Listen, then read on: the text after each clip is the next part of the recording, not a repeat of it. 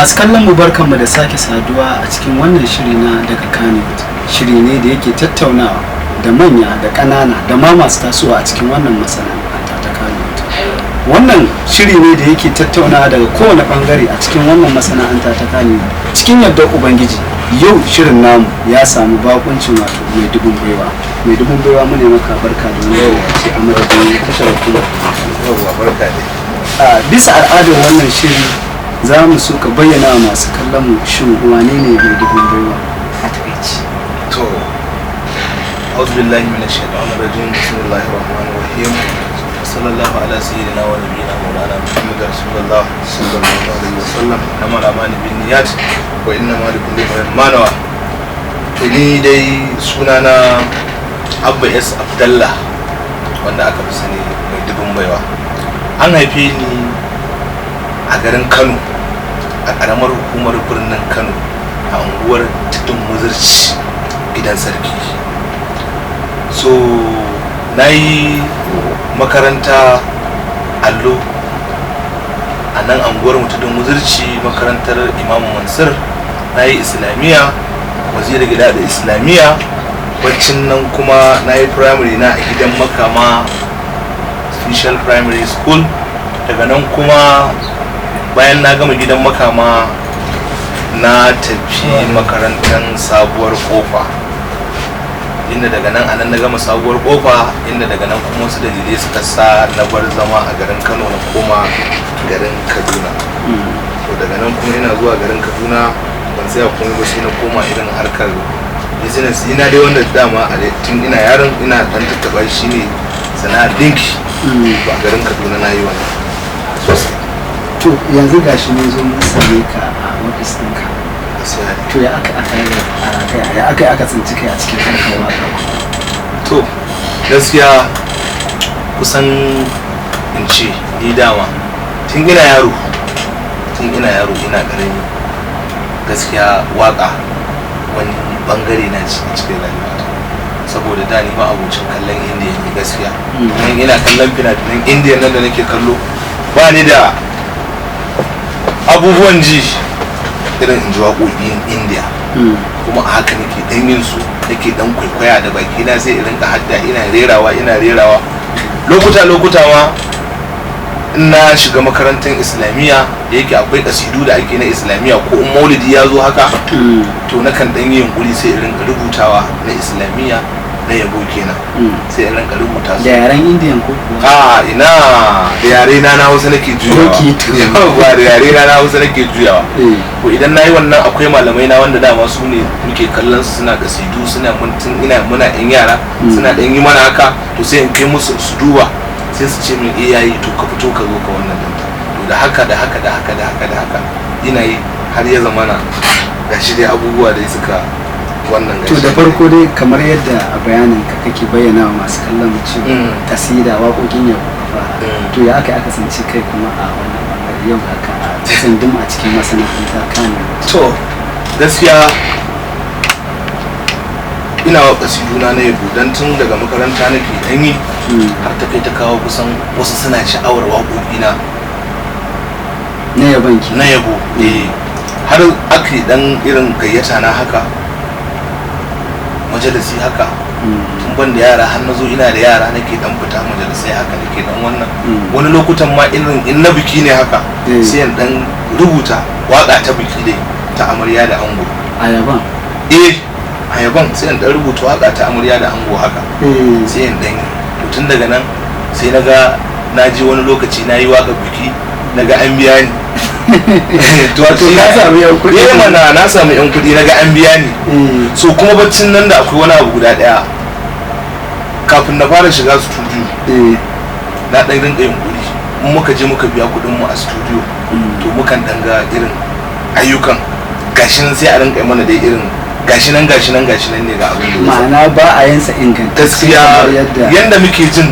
irin su mawaƙan Hausa na wannan lokacin manya in suna yi da yadda suke nasu da yadda ake mana namu gaskiya ba ɗaya bane, gaskiya da bambanci.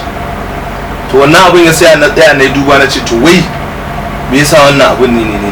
za mu dan yi waƙoƙin mu na siyasa su ma mu tafi mu je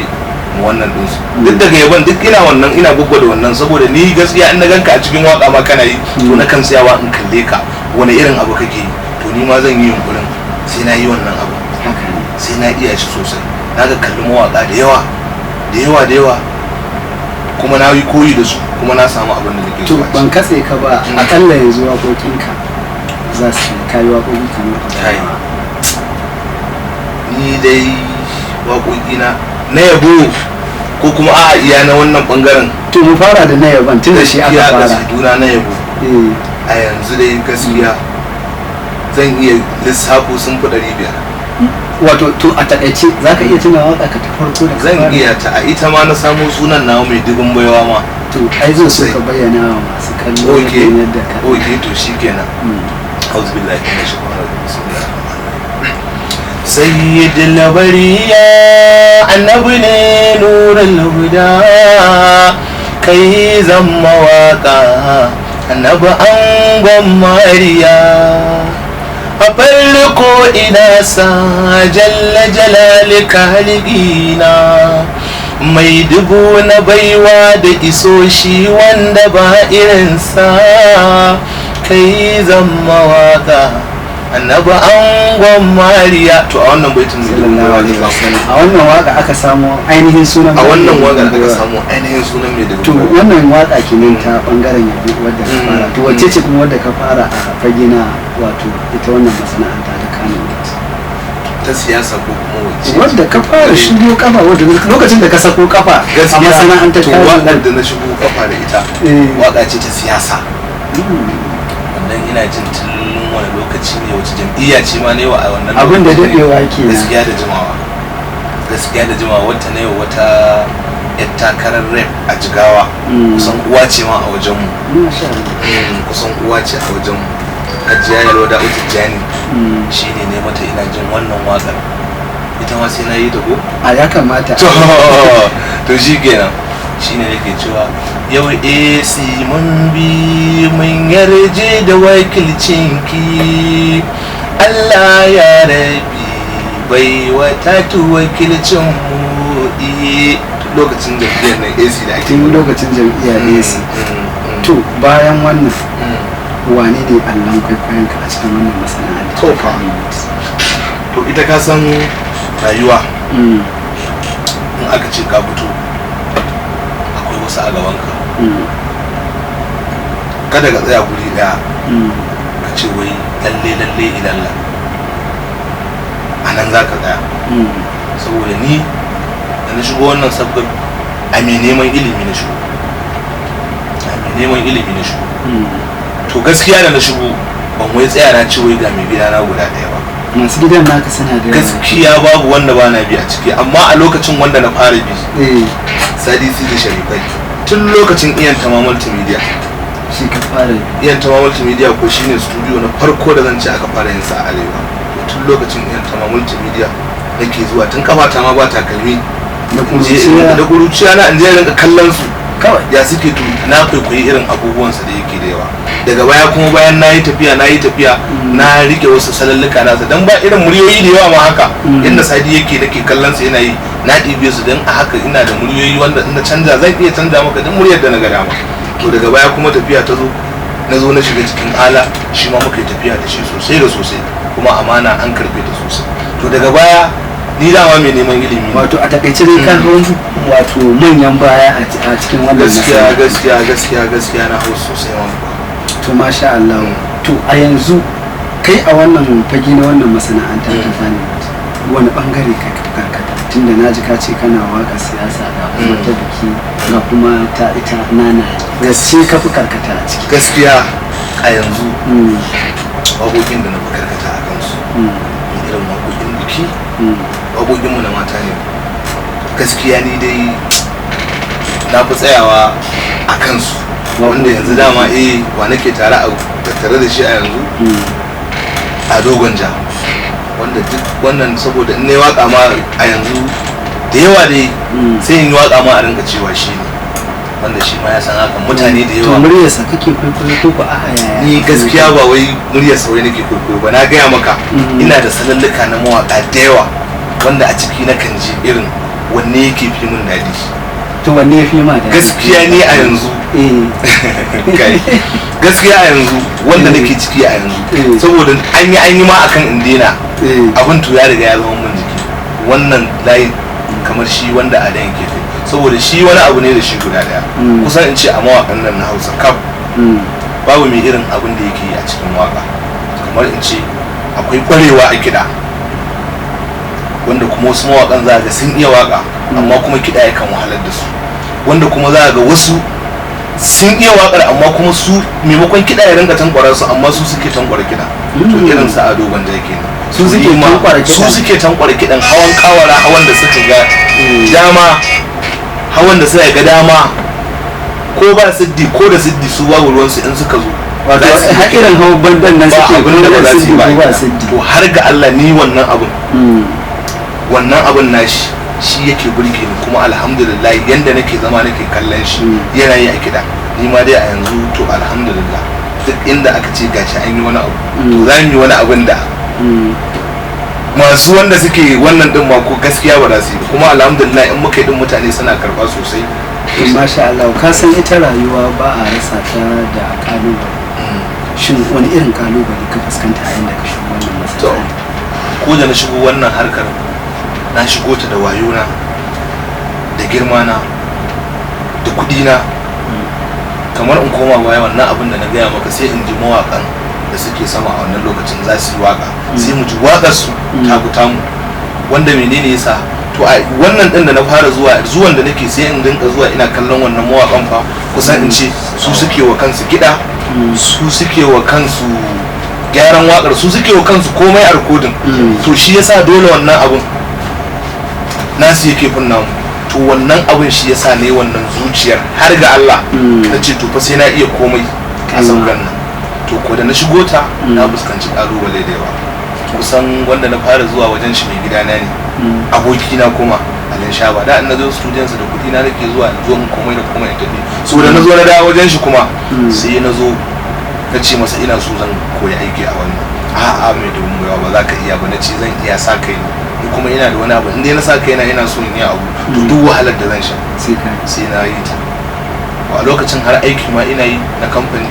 a wannan lokacin da na shigo na so in iya din kuma dama a baya akwai wa'anda suke goranta mu na ki mai da waka sana'a na iya Allah ya bani amma na ki mai da ita kaza to da wannan ciwon bakin da suke mu to sai na dawo na ce to bari an batta ga dangana wanda a lokacin na ba aikin kamfanin da nake na dawo kasan su wanda za su tun ba sa san aike na ma saboda girma na haka za su yi ta wannan dina haka wannan yazo haka wannan yazo ni kuma ba komai bane haka hakura in dai ni kawai abin da nake nema in same shi ko na girme ka in zo na kafi ni ido akan abu to zan kwantar da kaina akan samu wanda na samu wa'anda na girma sosai sai ga suna aike na to alhamdulillah ta wannan fannin na samu yabo da karbuwa dan duk wanda nake tattare su babu wanda zai zo ya ci min yau gashi ne masa wani rashin tarbiyya ko ne masa wani menene ko ne masa kowa faran da to alhamdulillah wani irin nasarori aka samu ta karkashin wannan biyayya da wasu abubuwa da gwagwarmaya da aka sha? To gaskiya alhamdulillah nasara an same ta sai dai mu ƙara godewa Allah bisa taimakon addu'o'i na mahaifiyata da nake samu da kuma na wasu mutane jigajigai wanda suke da muhimmanci a rayuwata na haɗu da mutane wanda ban taɓa tunanin da zan haɗu ma da su ba a nan Kano ba ba a arewacin nan ba a kudu ba kai ba ma a Najeriya nan ba to duk ta sanadiyar wannan abu kuma in na yi din na tura musu suna karɓa sosai har su zo su ce kai wani har suke mun a yanzu idan kowa a inda muke a kaina yake yana faɗin mai dubin baiwa ka ƙara godewa Allah ka ƙara addu'a bayan fa kaza to wallahi muna ma sa ran kaza manya ma wanda suka san waƙar suke su ne iyayen gidanmu a ciki kowa maganar da yake akan wannan ne kenan. To yanzu a ƙarshe menene burin mai dubin baiwa? To gaskiya buri na ne ya zama da duk inda masoyi na yake ina faranta mishi duk inda masoyi na yake ina faranta mishi a wannan sabon. To mai dubin baiwa zan so ka karkare masu kallon da wata waka ta domin ka nishaɗanta da su guda ɗaya.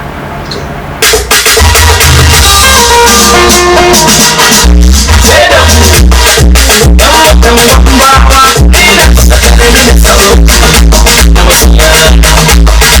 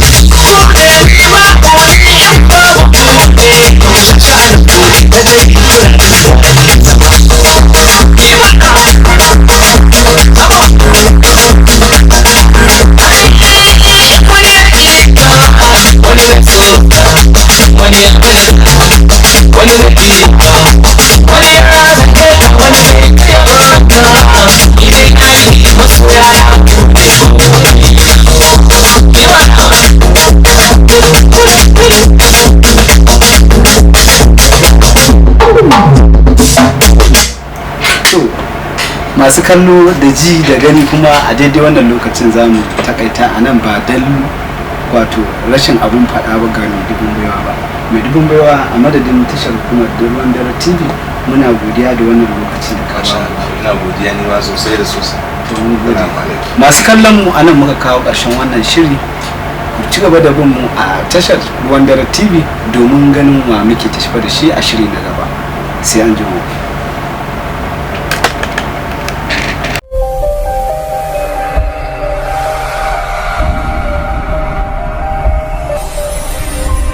Ruwan Dare TV gama duniya.